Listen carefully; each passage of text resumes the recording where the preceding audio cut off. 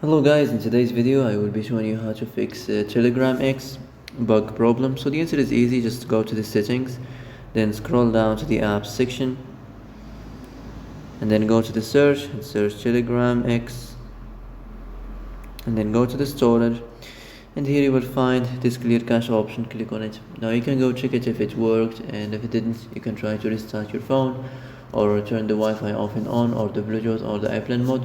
Also, you can try to clear data, but be careful. If you clear data, all this application's data will be deleted. This includes all files, the settings, the accounts, the databases, etc. So be careful if you want to clear your data.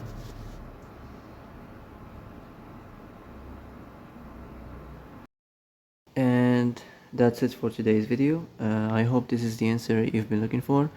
If you like this video, don't forget to like and subscribe, and see you in the next video. Thanks for watching.